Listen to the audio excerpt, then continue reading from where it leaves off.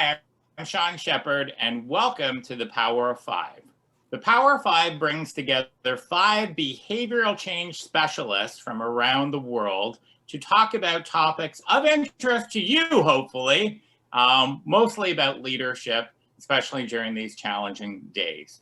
Today's episode, we are going to talk about our very own Catherine Harrison, whose book came out a couple weeks ago. And I will tell you this, so she didn't even know I was going to do this. She's very humble, so we're going to brag for her. I read a lot of business books, and this one was outstanding because it's not just a business book. It's part memoir, part business. And a lot of the books that I read, the authors don't share enough of their whole life because our life is one complete life. It's not built into compartments. The two things that there's so many takeaways, but the two biggest things that I took away from it was the whole spirit of being curious and being open and saying yes to adventure without knowing the whole plan, both personally and professionally. And also to be open and honest and vulnerable in sharing everything, because the decisions we make are based on so many different levels, and often we only hear one part of your life, the business part. So Catherine, number one, congratulations. And I would love to hear a little bit about you, about the two themes, about curiosity and then just sharing everything. What was that like for you to write the book and then to be so open with it? It's not dissimilar from this moment right now because I didn't know this was happening. So surprise! A little exciting and a little, So, you know, as I write in the book, and as you guys know me by now, I am a curious person. I love to explore ideas. I love to learn. I love to try things, and I love to create with, you know, pretty much anything. And so the notion of writing, and I've always been a writer in various ways. You know, I've written songs, I've written lyrics, I've written in my journal a lot, I've written poems, I've written articles for work, and certainly have done a lot of sort of more prescriptive businessy writing. But this was really, it started as a very organic opportunity to just write a bunch of stories from my life, both personal and professional. And as a reflection for me, by me, that's it, right? I just thought I'm going to just do this and for no one else but myself, to just write and reflect and see what actually bubbles up when I force myself to go a little bit deeper into some of these stories. And so through that experience, I then thought, I wonder if there is a thread at all, because, you know, I do play a lot of different parts, play in a lot of different communities, and, you know, like most people, like all people, you know, I have a whole bunch of different roles in my life. And I thought, is this going to seem like this crazy sort of, you know, shotgun approach to putting a book together? My first sort of mock iteration of it really was kind of a scrapbook, right? Where I took a picture and then a story, and then I added a song, and I was really just kind of, you know, glue gunning it. And so then I became really curious about, I wonder what it would be like to put a book together. And there you have it. I just kept pulling that thread and pulling that thread. And then, you know, as a songwriter, I used to be very terrified, actually, of putting my songs into the world, whether they were autobiographical or not. I usually write in the first person narrative, so people think they're autobiographical, even if they're not, and they go, oh boy, that was a rough patch. So because I got more comfortable putting that kind of very open sense of myself out there in the past couple decades, this was a continuation of that.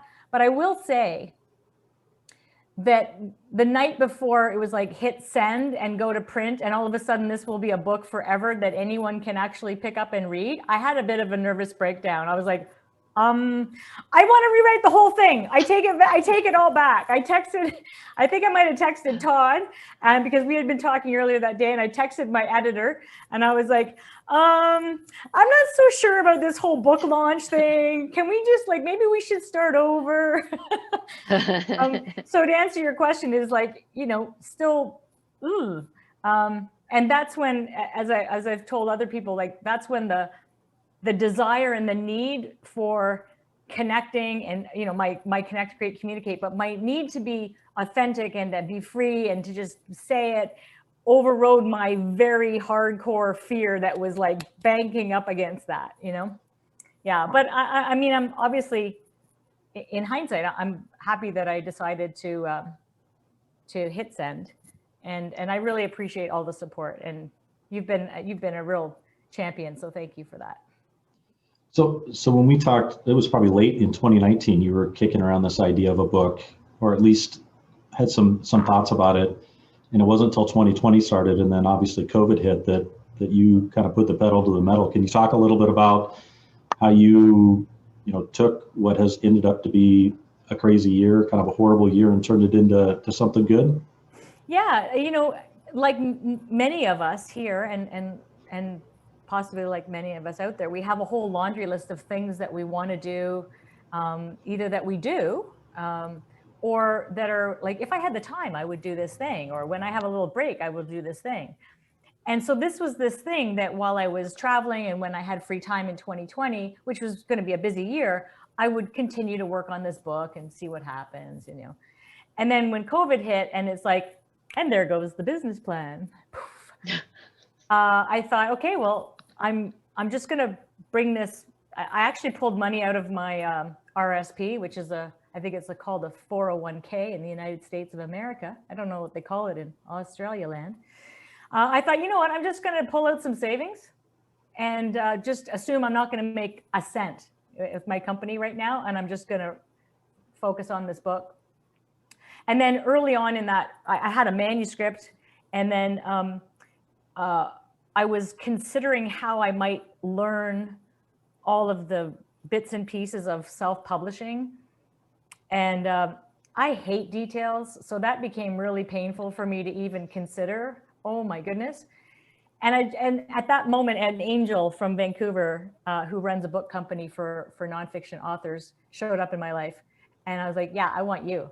I need you to help me, and I will pay you whatever you need. Just help me. And so that's what happened. So from about, I think I sent her the manuscript at the end of April, and we sort of shipped around the middle of September. So it was actually a pretty fast-paced experience, but it was my number one and almost sole focus from the end of April onwards. And I think we all have that thing that we want to do one day, and it's like, but when are we going to do it? And so you actually did it. How many people say they want to write a book? And the thing that really came out for me, and I've known you for a couple of years, there was a whole bunch of stuff that I had no idea about until I read this book. And Mandy, I know in a previous episode, you were talking about vulnerability and being open and sharing. And that's what I thought of just showing. If you read this book, I think you pretty well, there might be a couple more things you didn't share in there, but you pretty well know Catherine Harrison. Yeah. And it's interesting that you say that, Sean, because for many years, I was very explicit about keeping my personas and the communities in which they existed very separate, right? And up until recently, I mean, I don't know if this makes any sense, and maybe it doesn't, but up until recently, I think in the corporate world, it wasn't really accepted that you would really bring your whole self to work. It's like, hey, you need to play by this set of rules, and you need to look like this and sound like this and walk like this and talk like this. And we're not interested in any of these, other kinds of things that you got going on. And we certainly don't want you to pull in those kind of perspectives and challenge this prescriptive narrative. And so the book was kind of the sort of the apex of me saying, you know what, I'm all of these things. And it really was also a culmination and a manifestation of the work that I've been doing and my team's been doing at Purple Voodoo, which is whole human beings show up. You cannot pretend that they are only an employee number. You cannot pretend that they are only a job description, right? They have a whole bunch of stuff outside of that job. Like, not only recognize it and support them, but leverage it and pull that stuff through and celebrate that stuff. And so to me, I'm hoping, you know, my 2021 stuff is about how to use this to really catalyze and bring that kind of mindset exploration into some other workplaces.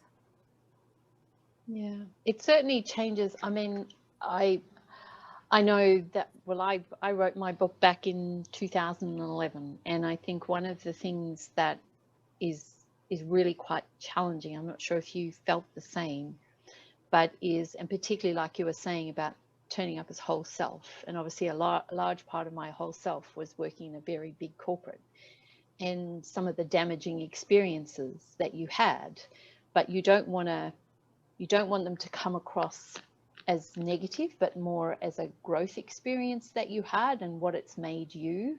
But then you're also very aware that, oh, I'm actually talking about other people as well. And like I talked about my daughters as well, and my mum and my husband, and then you sort of go, like you go to push the send button and you go, what will they think? Yeah. What if someone reads this story and goes, she's talking about me? I mean, like page 36, for example. Yeah. 100% Joel Bennett.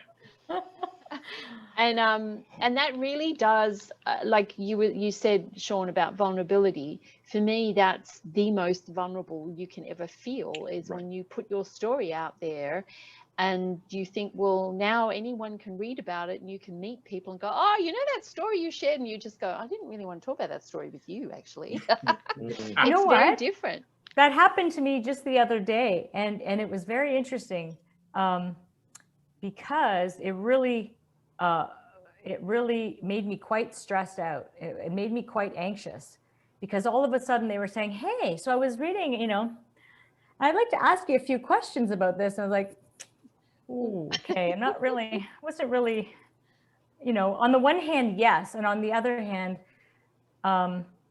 it really is like, there's no turning back, right?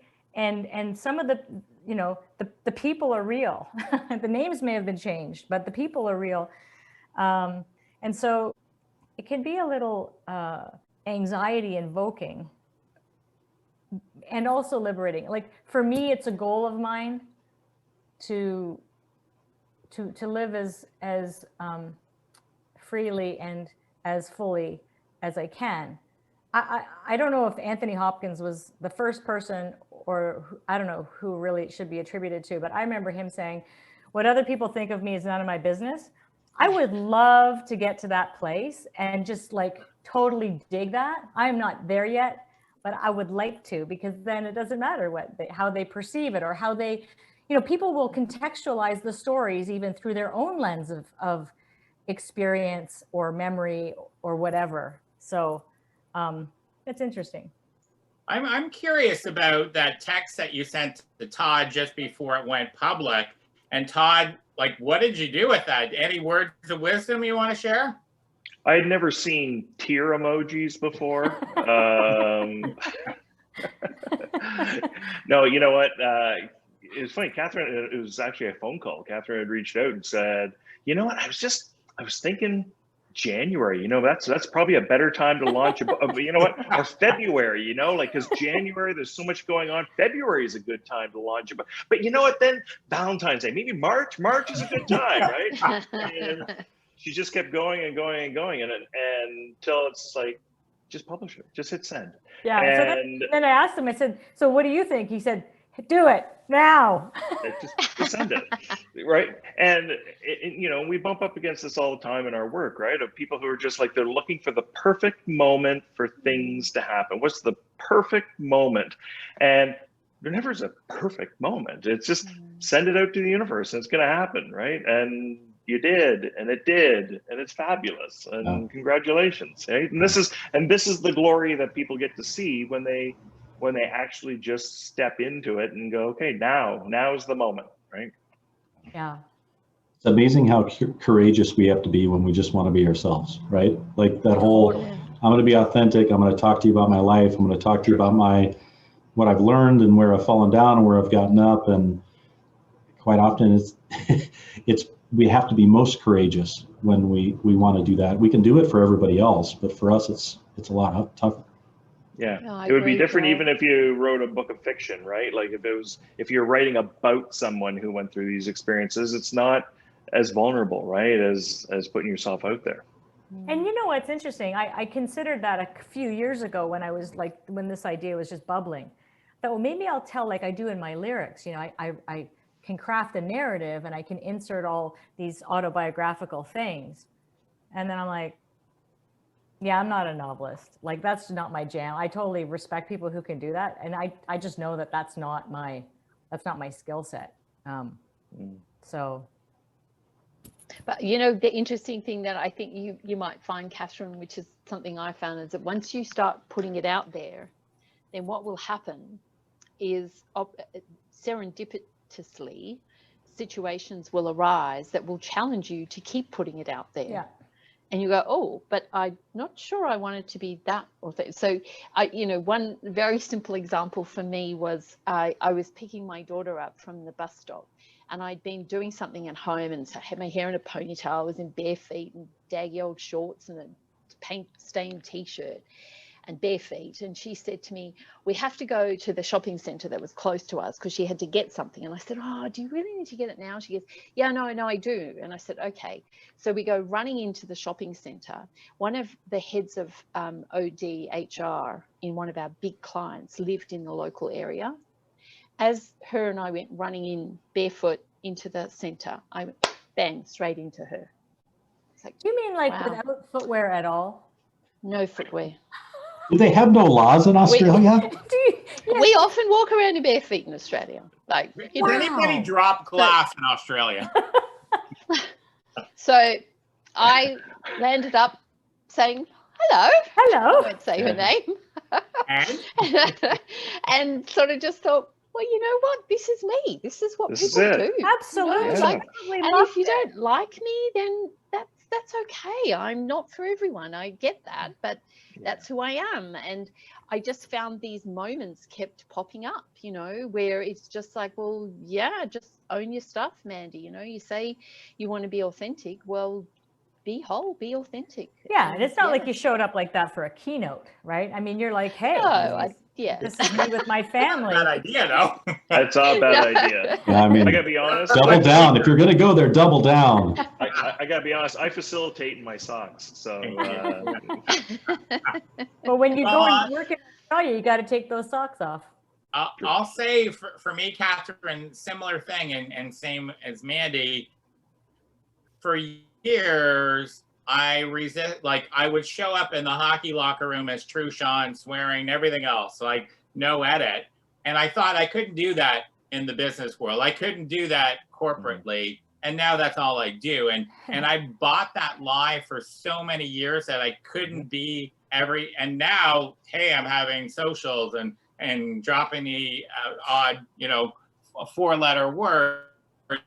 And I think that when there's a scariness, and both you and Mandy shared that when you put that out in the world, but then there's that freedom beyond it. And I think the other thing with your book that really stood out for me was the courage to leave a career that you were really good at.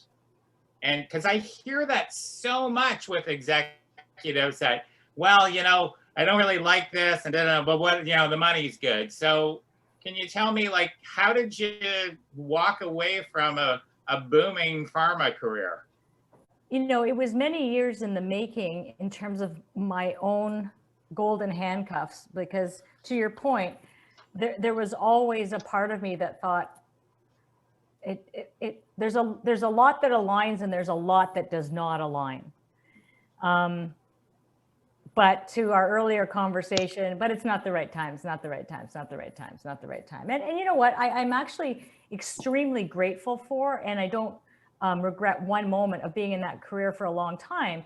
It afforded me not only opportunities to develop and to have experiences that I wouldn't have had otherwise. And certainly financially, it afforded me the opportunity to create a lifestyle and to raise my son and to, like, you know, I'm not gonna look a gift horse in the mouth.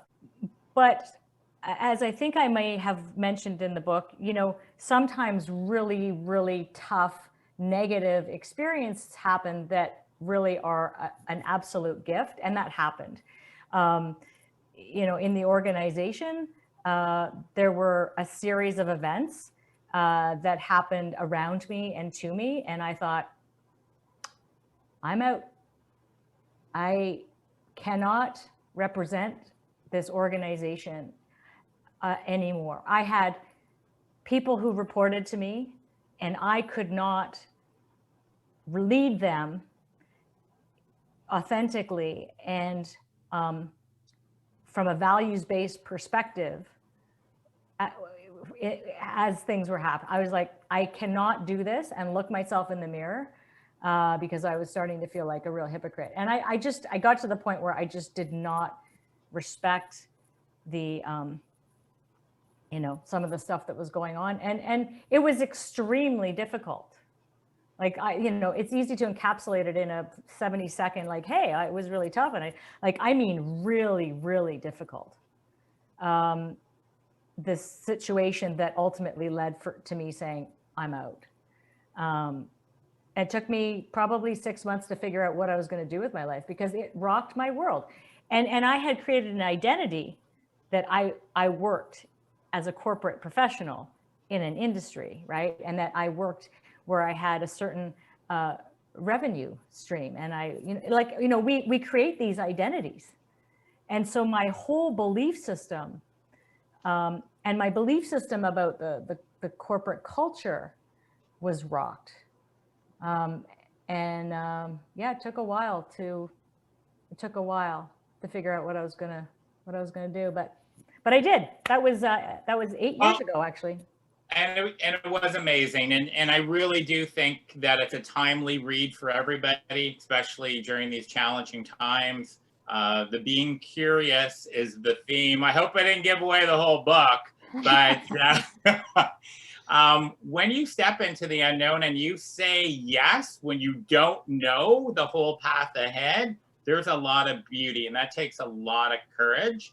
And then to ask those questions and to really listen to yourself. I loved it. Strongly recommend. 3 Colors, 12 Notes, Catherine Harrison on Amazon. Grab your copy now. Anybody else closing comments before we wrap this up? Thank you. Congratulations. Yeah, congrats. Congratulations. Yeah, let's encourage more people to come in and be authentic. You know, the more authentic, especially those in big corporates, I think that's where we want to help to challenge the status quo. Yeah. That's where change happens. All right, well, that's a wrap for this episode, but we are back in a couple of weeks with another episode for the Power of 5. I want to thank Joel, Todd, Mandy, and our newest author, Catherine Harrison. And to everybody watching, thanks for joining us. We'll see you soon. Bye. Bye, guys. Yep.